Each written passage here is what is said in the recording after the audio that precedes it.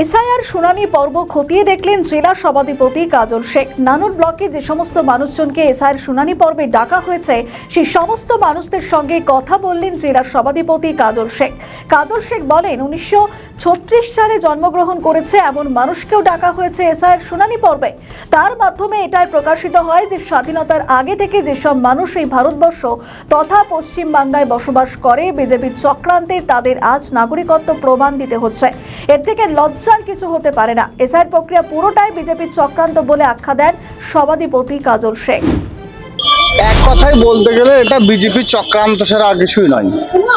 সারা বাংলার মানুষকে বিভ্রান্ত করা, বিপথে পরিচালনা করা, এটাই হচ্ছে 2026 নির্বাচনের প্রাক্কালে বিজেপির উদ্দেশ্য। সেই জন্য তারা অল্প সময়ের ব্যবধানে এই এসআইআর প্রকল্প তারা নিয়ে এসেছে, তারা এসআইআর করতে চাইছে।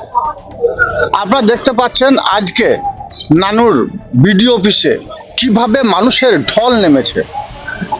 নানুরের 1,85,000 ভোটার নানুর ব্লকে, তার মধ্যে 30,000-এর কাছাকাছি ভোটারকে এখানে ডাকা হয়েছে, যাদের মধ্যে অনেকে রয়েছে যাদের বয়স 80 বছরের ঊর্ধ্বে, এবং তাদের ডকুমেন্ট থাকার সত্ত্বেও 2002 সালে তারা ভোটাধিকার প্রয়োগ করেছে, এমনকি তার আগেও ভোটাধিকার প্রয়োগ করেছে।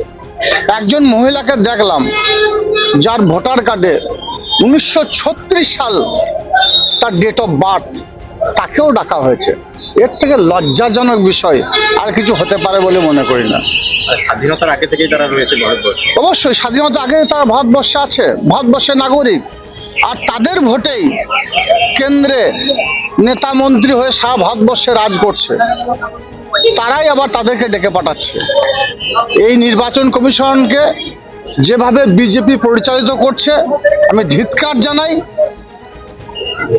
বিজেপির এই চক্রান্তের জন্য সারা বাংলার মানুষ যেভাবে নেমেছে, যেভাবে লাইনে দাঁড়িয়েছে, হাজার হাজার মানুষের মৃত্যু হচ্ছে, যারা 80 বছরের বৃদ্ধা যারা আছেন, অনেকের অকাল মৃত্যু হচ্ছে।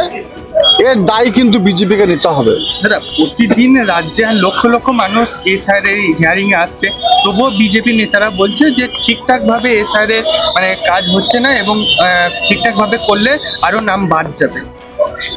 দেখুন, বিজেপি চক্রান্ত আপনার কথা থেকে পরিষ্কার। বিজেপি চাইছে বাংলার মানুষ তার জন্য গণতান্ত্রিক অধিকার, তার যে ভোটাধিকার প্রয়োগের অধিকার, তার যে সাংবিধানিক অধিকার, সেটা যেন প্রয়োগ করতে না পারে। তার জন্যই তারা এই চক্রান্ত। আমাদের ভিডিও ভালো লাগলে লাইক ও শেয়ার করুন, কমেন্ট সেকশনে আপনাদের মতামত জানান। আরও ভিডিও পেতে আমাদের চ্যানেলটিকে সাবস্ক্রাইব করুন এবং প্রতি মুহূর্তে খবরের আপডেট পেতে প্রেস করুন বেল আইকন।